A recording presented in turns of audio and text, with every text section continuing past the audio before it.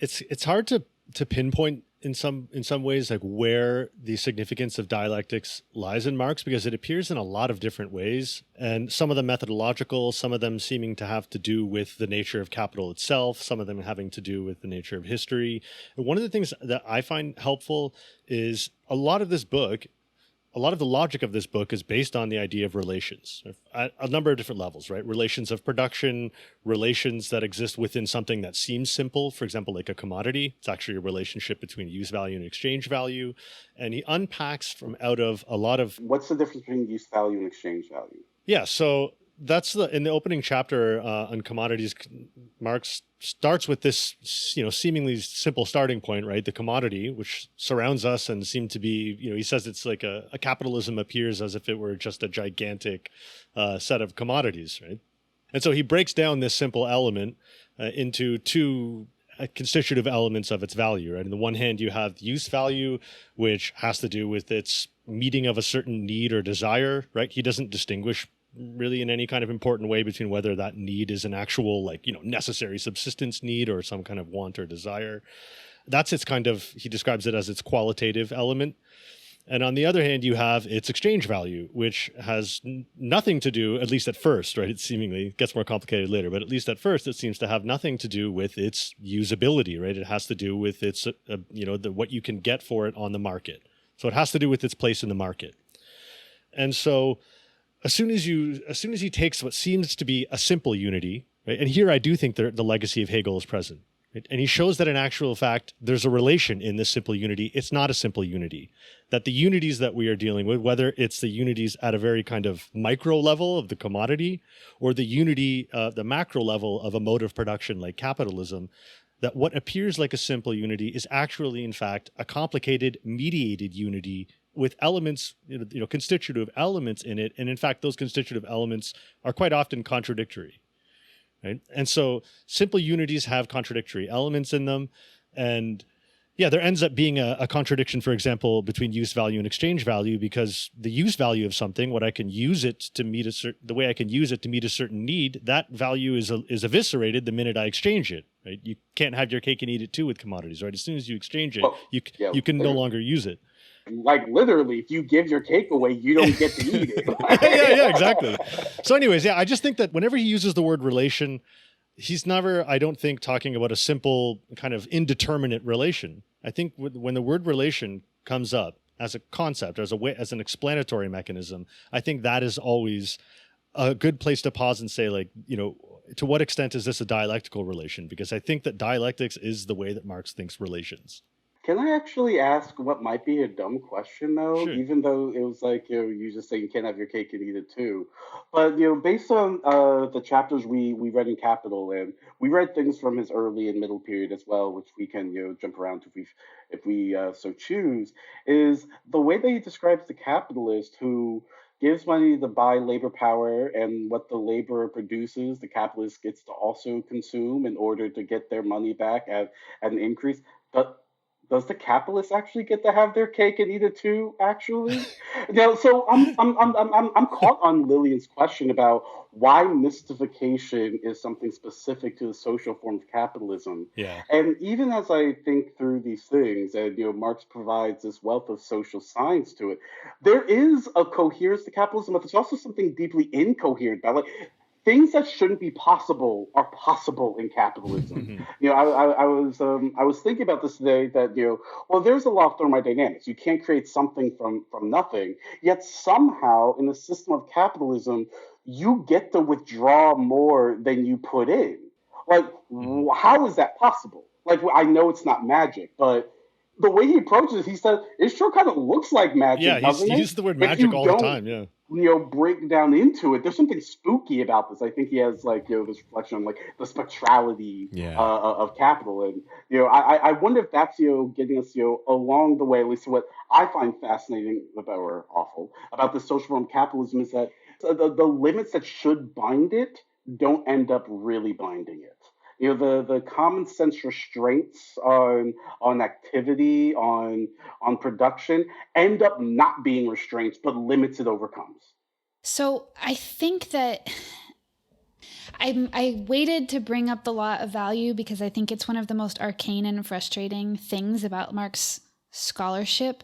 But I think the only way with Marx that you get the idea of a contradiction is through his understanding of what value is, and the reason capitalism mystifies its own social relations, unlike other social forms, is because it subordinates the various kinds of human value that exists in the world to the value form that capital takes. So it's not a logical contradiction in the sense that it's impossible for these different things to be happening that you're mentioning. It's that they appear to us in one way, in this particular form, and actually our lived reality, like that, the real life that we live, is another way. And so, but it's not like I guess it is a dialectical contradiction, but I want to say why I think value is actually important, because when you say things like there's use value and surplus value, or exchange value, that seems like a set of obvious things to say. Like, there's some things I use and other things I exchange. But the attachment of the word value to it creates a sense of, like, as Owen was saying, social relativity. We're not talking about a calculation. We're literally talking about human values, the way things value to me, the way things value based on how we think we ought to use them together. Or like, value is this, it's not a tangible good. It's not a quantitative good. It's literally just human value. And I think that when I first read Capital when I was an undergrad, I didn't understand this. I thought we were talking about calculating shit. I thought it was like you put in a certain quantity and you get out a certain quantity. There's a sense in which you can calculate labor time that way, but you can also talk about capitalism without any theory of value. And in fact, I was trained to think about it thusly. Like, you can do all of this without that. You can talk about coercion, surplus appropriation, the relations between direct producers. There's no reason you need the theory of value unless you're interested in interested in making a moral and political critique on top of the social theory that you are developing. So like, under capitalism, in order for things to be valuable in a universally recognizable way, they have to be exchangeable as commodities, and they have to be subordinated to the imperatives of what capital sees as valuable. So we can have all the values we want. We're not determined by economics or economic structures. We can not top to bottom. It's not commodities all the way down. You value this, I value this, I have this religion, you have this religion, but everything needs to be made compatible with the value form. And I think that's the moral critique and why it's contradictory to us. Yeah, so what you're describing there is, and yeah, I think you came up to the border of sort of a disjunction between our lived experience or spontaneous consciousness and the sort of systemic reality of what's happening is, an alienation that's at work constitutively in capitalism. That you can have whatever values you want. Nothing can stop you from making that personal choice, perhaps. But the social form of capitalism is always going to move towards, for that value to do work for you, it's going to have to abide by whatever dictates this social system says is valuable. And so, what you have under capitalism is, constitutively a system that is designed by people, but increasingly separates people from their capacities, from their perhaps independently chosen wants. It creates a stricture of you're choosing, but you don't really get to choose. And the mystification helps cover over that kind of fracture, that alienation that Marx more talks on his earlier, more middle period, that separation from ourselves. That isn't an accident. It's a necessary working of it. Well, like, the basic thing with capital, right, is that he describes it as this self-moving substance, right? Value is the self-moving substance. And the sort of inherent dynamics of capital and the process of production under capital is to valorize itself, the expansion of value for itself. Like, one of the things you said before was that something like, where are the limits, right? Where are the limits for capitalism? And in certain places, it seems like there aren't any at all. But Marx will also say things like capital is its own limit, right? Like it's its own sort of self-overcoming movement. And what this amounts to in practice, in like reality, is this sort of continual and more or less automatic accumulation of capital for itself, which takes the form of like an increasingly abstract social power that dominates. And nothing thus far is yet been able to escape that expansive logic, right? And so here we can, talk about so-called formal and real subsumption, but the basic point is that, the limit to capital being itself means that it will never stop. Like, one of the things I'm always trying to emphasize with my students when I talk about Marx is like, we don't need to posit any greedy capitalists at all. We don't need it, right? That's not part of the analysis. The analysis is what the inherent dynamics and logics of capital accumulation are, right? And this is what I think Marx is best at doing, right? Showing that these things are unavoidable aspects of commodity production for the sake of surplus value generation. And so, like, maybe we could start thinking then too a little bit about like what kinds of political consequences there are from the analysis here. Like, what can we do? Oh my! Oh no, dude! You What are we can't do gonna the do? what are we We're going only to a do? half hour in. Why are you doing Yeah, that to us? I mean, but the way you we're not framed gonna that, get to What it at the is end of to the be episode. done? yeah, I mean, the way you framed that though reminded me of something we were talking about in that CLR-James episode, where CLR-James says that the problem we face, and he was saying this in the '60s, and of course we think of things like climate change now, but he says the problem is that capital dictates everything to us. We're not allowed to value anything else. We are prohibited from, not of course like legally or through some kind of formal mechanism, but we are concretely prohibited from valuing anything other than what the value form under capital dictates, like basically any way other than commodities and commodity exchange, Right, like so, capitalists as much as workers. of course, yeah, Yeah, exactly. And so like wherever your position within that mode of production is globally, we'd love to say that, we're going to value the environment now. We should probably, this is an important thing that we should actually value and do something about. And it's like, well, for as long as you can say that all you want, like you said, Will, right? Like you're free at a certain level of like individual imagination and individual valuing to say that, I really think that I value the environment. I think we should all really value in the environment. Sorry, for as long as this is the economic system that we live under, there is not going to be valuing of anything in any other way. You know what I mean? It's not, we can as much, maybe you can make small strides here and there, but it's not possible. Yeah, I think here the language of capacity is really important. So maybe people go too far to say something like, and maybe this is like early Frankfurt School critical theory, where like capitalism even like gets into your psyche, so that I think that's like the false consciousness thesis. But for Marx, there is not necessarily a false consciousness problem. Like, sure, we might not grasp capitalism in all of its workings, but you can still have, Marx still creates a tiny space as late as Capital for the imagination, for subjective desires and all of that. The problem is that those get subsumed into the institutions or the social form that will allow you to do anything. And so like sometimes I'll say to my students, because all my students, they're all anti-capitalist now. There's nothing, more widespread in at least I'll say in philosophy undergraduate academy. I don't know what they're doing in the other disciplines than being anti-capitalist. But I will say to you, there is nowhere you can run that capital will not follow. Not because it's like hunting you down, but I bet you need to eat, right? And you need to survive, right?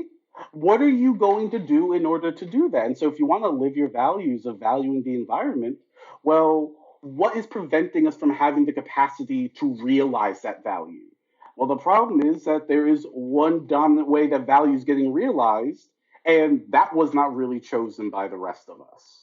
That is, the self-actualization or the mechanism process of the social form of capitalism. And so what I thought was really interesting reading Capital, I like that Gil said, it's not about the capitalists being greedy. It's about, given their position, if they are going to survive against other firms that are also out there, this is what they will do. And so there's actually this tension. I wonder what you'll think about this. That there is a moral political critique, but Marx and Capital, at least one reading, he's not giving a moral critique of capitalism. He is giving, an empirical analysis. And obviously he's expecting a reader like, so what do you think about this? But it's not like we should shame capitalists we should shame capitalists in sharing our values, because at the end of the day, they're obeying pretty much one law, and that's for their own survival. And I don't know many capitalists who are going to abolish themselves to save the environment, because they'll probably make a type of argument, well, you'll need someone with power like us to do the types of things you want to do. Yeah, it's also another odd tension in the text. And this is another thing that I constantly try to emphasize when I teach this stuff to my students, that when he talks about the tendencies through basically the laws of competition for, like you said, capitalists got to compete with each other. So they're bound by these processes of accumulation and exploitation as much as anyone else. So one of the things that happens is, in order to be competitive, you want your rate of surplus value or exploitation to be as high as possible, because that's going to allow you to sell your commodities more cheaply than your competitors. And if you figure out ways of rationally improving the production process by increasing the productivity of labor through the development and implementation of new technologies, or intensifying the division of labor, you're going to do that. And then everyone else is going to do that too as they try to catch up with you. The moment that I wanted to emphasize about that is Marx will say things like, that is, objectively speaking, a more rational and scientific way of organizing production than there was previously, both in terms of the literal implementation of scientific knowledge and technology, but also in that, centralization of production processes is just more efficient, productive, and makes better sense than having, disparate firms competing with each other to produce the same products. And so there's this odd tension, this sort of way in which I often think I'm reading Marx, and he's looking at capitalism and being like, wow, this is kind of incredible. This is amazing. Think about the previous forms of social organization, and it's just what? There's that famous line from the manifesto where it's previous social forms could never have imagined the level of productivity, the value generated by social labor as capitalism's just unlocked in a couple of decades, right? And so one of the contradictions here, if it's a real contradiction or not, I don't know, is that we then get, scarcity amidst abundance, hunger amidst plenty, right? All of our problems are now materially solvable, I think, due to the development of productive forces that capitalism itself just inherently rationalizes and systematizes. And yet, right, just due to the logics of accumulation, what we see on the other side is not the satisfaction of human needs and desires, but a relative surplus population, increasing immiseration for more people and more people on an ever-expanding scale. I think that's why, to my mind, accumulation is the name of, it's the heart of the problem. Right? I think that's the thing that really, and it's a contradictory issue precisely because it's the source of the solution for all of these problems and the reason why they never get solved and continue to expand or are continually engendered. Right? It's a contradictory reality. Hey there. Thanks so much for listening. This is just a small sample of the full episode. To listen to it and to access other premium content we're putting out, please subscribe to us on Patreon at patreon.com/leftofphilosophy. See you next time.